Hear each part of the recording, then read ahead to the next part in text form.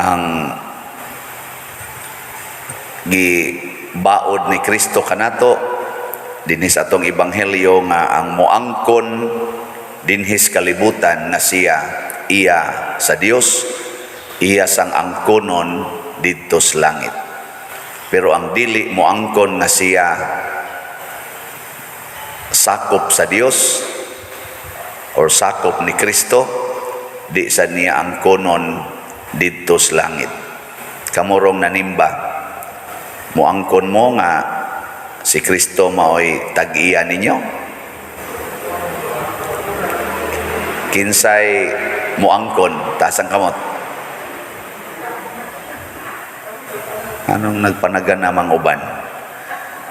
Automatic na mo ha, kamong wa mo pataas sa kamot, automatic na mo nga dili mo iya ni Kristo. Bahala mo diha. Klaro man no? Ang moangkon atubangan sa mga tao nga siya akoa, ang kunon ko usab atubangan sa akong amahan didto sa langit. Apan ang dili moangkon nga siya akoa, dili ko usab ang kunon atubangan sa akong amahan didto sa langit. Last chance para suwa pa mo isa. Kinsay moangkon nga siya iya ni Kristo. Taas ang kamot.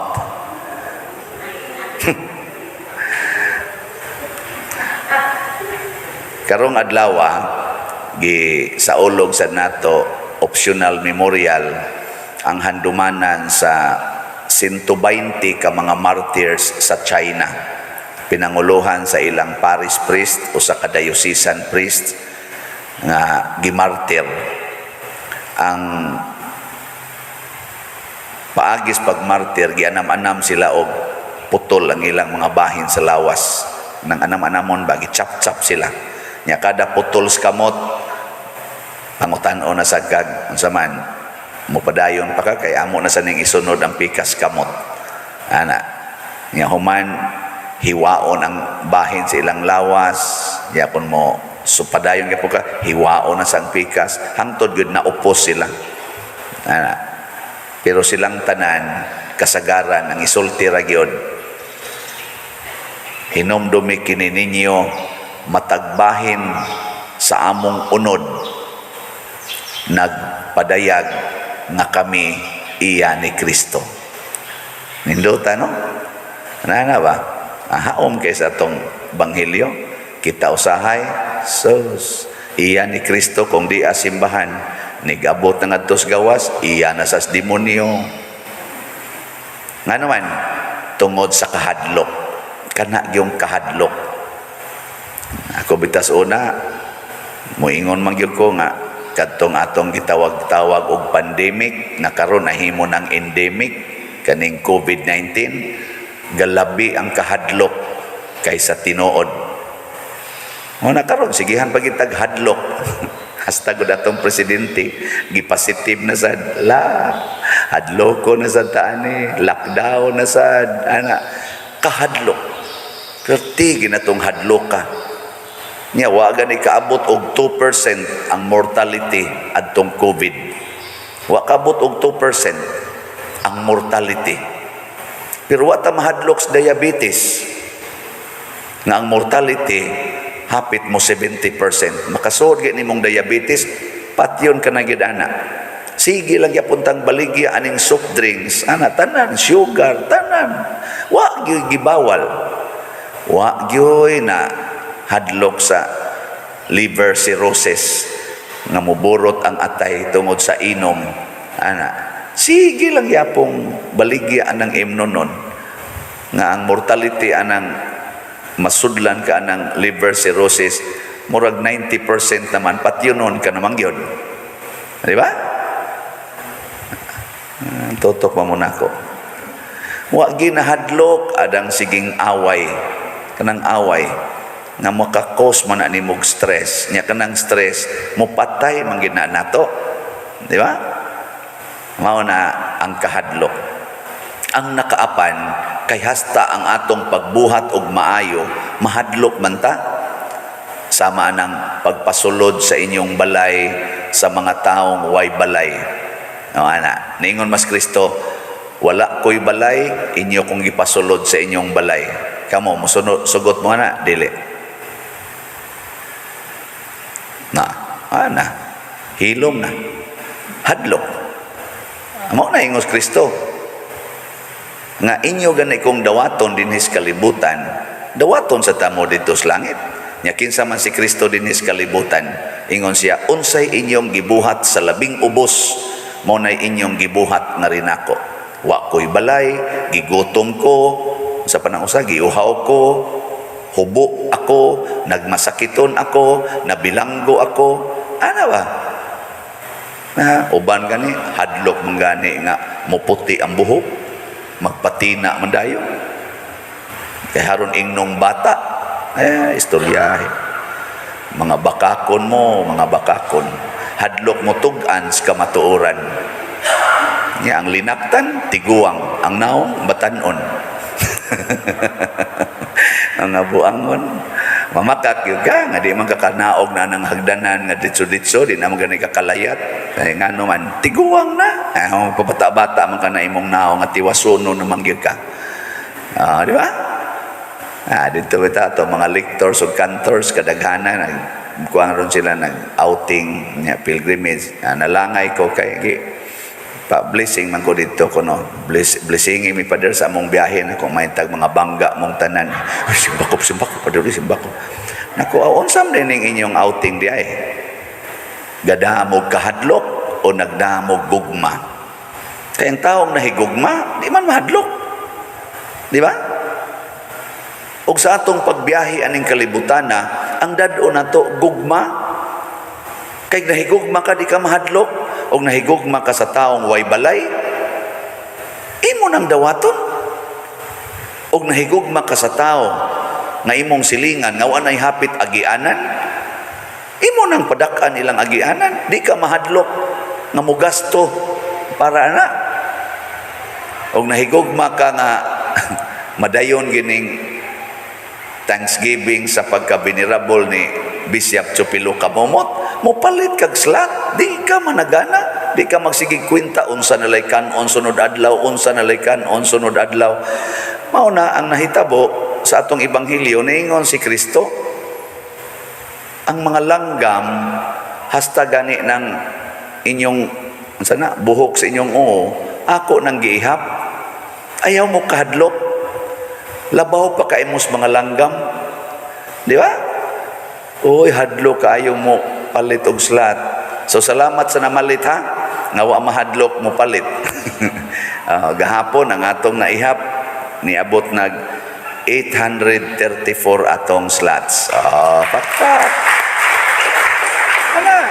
Mag-anam nagtubo. Agi mo palit. Mauni sila ang niangkon nga ako iyakos Ginoo. Pero kanang wa mo palit, nya na ikapalit, wa na. Di na ang kunong Kristo dito, labi nagmamatay mo ugma, na wa na gid mo, di na gid mo maangkon dito. Ang kawa man sad mi padre, perti ba namong pobriha? Pagpakilimos ngadto sa silingan, labi na ng imong mga anak or mga igagaw mapag-ubangkon nga way simba-simba, nya na ay mga trabaho ing na haron makabawi-bawi mo jutay, tagay ko ninyo para palit ngadtog slot. Makatigom kag mga 1,000, wa na, palit na ka. Nya din man to nimo gikuha, dili sa imong bulsa, gikan sa imong gugma. Nya imong gipaambit ngadto sa uban ug imo silang giimbitar nga mopalit. Mao mo gunay gibuhat nako karon ang mga madre ni ari nako ang atong DST, Daughters of Santa Teresa. Nangayo na kog tabang aron matuman kining maong Thanksgiving nga mo budget og mga 7 million. Asa man sad kog 7 million? Nga ngato ganing kolekta dinhi, kanang kolekta ba inyong ihogs kolekta ba? Di man gani kabawi usahay sa stipend. Asa man kog 7 million? Gigamit nako ang akong gugma. Mo nang nagsigi kog announce karon tungod sa gugma. Ala, pamalit mo. Nya kining tanan ninyong ihatag nako, ihatag ko nis mga madre. Di ba? Moingon din sila, ala, padersiano gyud nakatabang. Unsa gutoy ako? Ang ako rang gitabang ang gugma. Inoon, mopalit man sad ko pero ang labing daghan akong mapalit kada semana napo ra ka slots kada semana kay naamsag ko'y laing giatiman. Kani akong dupa-dupa mo income baya sa ni niya kada man ni semana ang sweldo mura man kog kanang karpentero, kada man ni semana ang sweldo aning dupa-dupa nako kuhaan ko sa nagtag na po para na po ka slots kada semana. Kanare akong personal na matabang sa mga madre, pero kining ni ang moabot na og 854 ni tabang na mo tungod kay mahigugma sad mo. Mausad na itong buhaton ngadtos uban, mausad na ang atong pagsangyaw aron ta malangit. Matod pa ni Kristo, malipay gitag maliwata sa atong magtutudlo. Kinsa man ang atong magtutudlo? Si Kristo. Nasa kwarta? Wa. Unsa man yang gibuhat? Sige ra siyang higugma. Sigig imbitar nga magbag-o ta. Magbag-o. Kanang gugmas kwarta maunay tuburan sa tanang sala. Diri sa atong unang pagbasa na guol kayo si propeta Isaías kay nakakita siya sa Ginoo. Pagkakita niya sa Ginoo, ang iya gidayong unang nakita ang iyang sala. Ginoo, dili ko takos nga mo atubang nimo kay hasta ang manggawas akong baba sala. Para karon ba manimba ta kita ang tag Ginoo, di ba? Makaamgo ta sa atong sala. Nya gipahiran kuno sa Ginoo sa anghel diri og baga ang iyang baba. Siya gipasaylo na ang imong sala. Pagpasaylo siyang sala, nakadungog dayon siya, niingon dayon ang Ginoo, kinsa may akong ipadala? Kinsa may musugot sa akong sugo? Ingon dayon siya, ako Lord, ni ako. Sa akong bahin, ako sanang nabati. Usa ko kadakong makasasala. Sinner. I'm a sinner. Parehara sa ninyo. Nga sa akong pagkapari, o kada nako misa, kakita ko Ginoo. Niingon jud ko di ko takos Lord. Ang Ginoo ay kabalaka. Ako na nang gipasaylo imong sala kay miilam kas imong sala.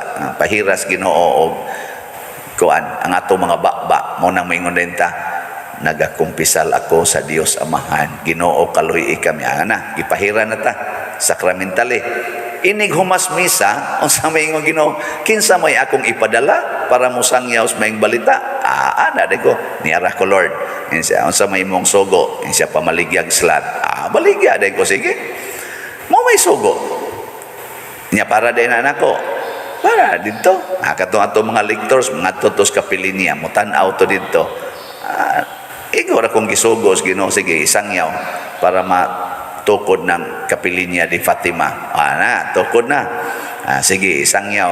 Aron dayon sa ning Thanksgiving ni Bishop Chupilo Kamomot kay modelo ra baginis kabuutan o pagkamanggihatagon. Mausa na. Ako sa ning baligya ninyo. Unyag mo sunod mo ani. Congratulations. Tuwa mo dito sa langit. Di mo musunod. Sige lang nga po mong pangayo. Amot lang kaong sa gustos Ginoo ninyo. Kay ingon ra bang Ginoo nga, di gani mong sunod na ako. Di sa tamudawaton dito. Muna sa atong tubag sa Salmo, nindot kaayo ang atong tubag. Gipahinomduman kita.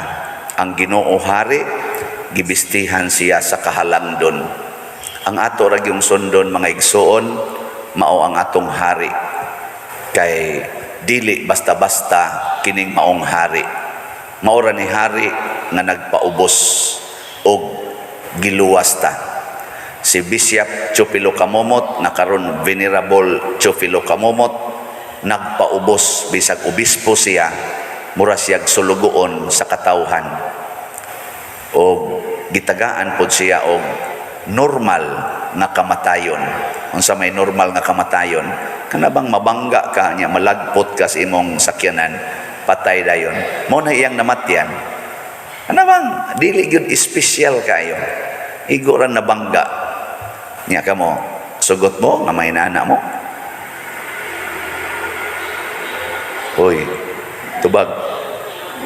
Sugot dili. Mayo. O gari mo sa special, kanang special nga kamatayon, kaning kang Kristo. Kana bang panitan ka inyong lawas ba? Nya ilansang mo sa cross, anas daplisdan, hubuan mo tanan, ana. Okay ra na ninyo? Ay lang pa diri. Asa man day mo ani, dili mo atong mabangga, di san mo aning bitayon, kana lang peaceful death, kana lang happy death. Na hilas ba yan ninyo? Ayaw. Pilian kayo ba? Happy death, peaceful death. Kristo gani nga, di man na tormented death mo na iya. Atong ambisyon nun, ang highest yun nga level of bonding with our master. Kana bang grabe yung bonding ba? O unsa man, kanang mag-antos og mamatay takuyog niya. Matod pa niya dire, kung ginganlan kog Beelzebul nga inyong master, kamusad paglipay sad mong nganlan sad mo giyawa. Mo na inigingon sa imong bana nimo, biyawa kang animala ka, ingon ka, salamat. Niya ka na sa imong bana nganlan, ikaw bana ka, balikason ka sa imong asawa, ikaw liwat na jud ko sa Ginoo ani. Di ba? Yang imong asawa mo liwat sa demonyo. Ngayon lang sa apil anak niya. Wala man na, liwat mo na sa demonyo. Kamong mga anak, balikason mo sa inyong ginikanan. Paglipay, liwat mo sa Ginoo, gibalikas. Niya kamong namalikas, congratulations, padong na mo sa impyerno. Di ba? Ayaw sa paduri, simbak ko sa doy. Ayaw pamalikas, ayaw kasuko. Sunda ang Ginoo. Nabisag sakit na, sige lang yapog higugma. Tanawa, di ba ka ng inyong anak, maanam ka nagkalipay. Di naman mo mga suko. Hangtod sa ng inyong anak, matakdan sa na, di na sa na magbinuang. Kaya nga naman, maingon sa nila, maliwat sa kus demonyo. Mama gani o papa, naliwat na maganing Kristo. Ako na no'y maliwat sa demonyo. Maningkamot sa na sila. Paningkamot mo sunod sa Ginoo. Ana na, kita ng tanan mo sunod atas Ginoo. Wa na yaw-yaway, wa na hadlukay, wa na nang ingon bantay ha. Ayaw na. Manunod tas Ginoo, isignal tag sunod sa Ginoo. Og mauna ni ang gitawag og conversion, purification. Kana bang wa natay kahadlok sa pagsunod sa Ginoo, pulos na lang gugma ug andam sa pag-antos ug pagpakamatay para niining maong baruganan, maong pagtuo. Nindog ta. Maigsoon ang Ginoo nagpadayag sa iyang kahalangdon ug sa iyang pagkamapaubsanon. Busa, malaumon kitang mudangop kaniya sa pag-ingon, Amahan, patalinghugi kami. Amahan, patalinghugi kami.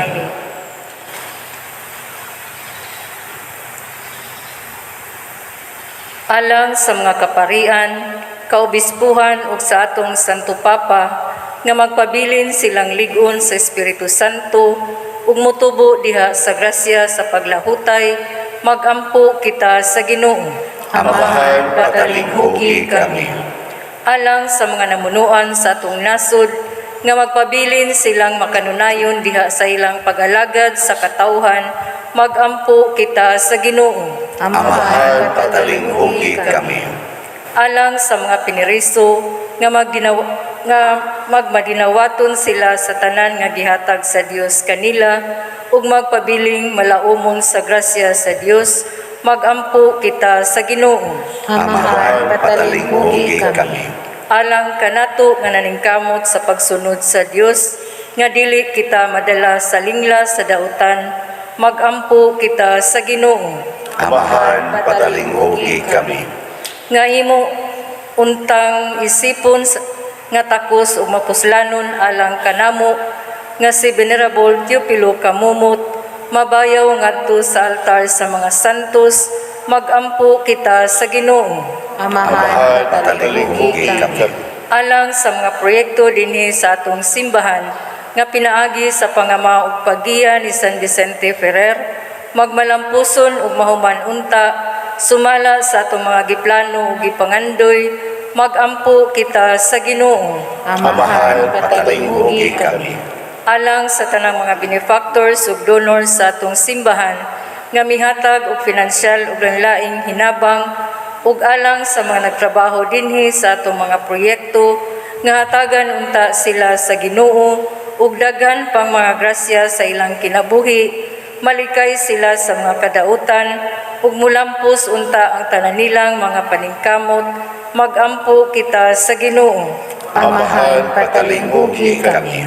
Alang sa mga mihalina, ilabi na kadtong mga kalag nga nahikalimtan sa ilang mga kabanayan ug pinaagi sa atong mga pag-ampo, makaangkon sila sa kaluwasan. Magampo kita sa Ginoo. Amahan, patalinghugi kami. Among lagitong amahan, dawata kining among mga pangamuyo nganha kanimo, nga sa kinasing-kasing among gihalad, pinaagi ni Kristo nga among Ginoo. Amen.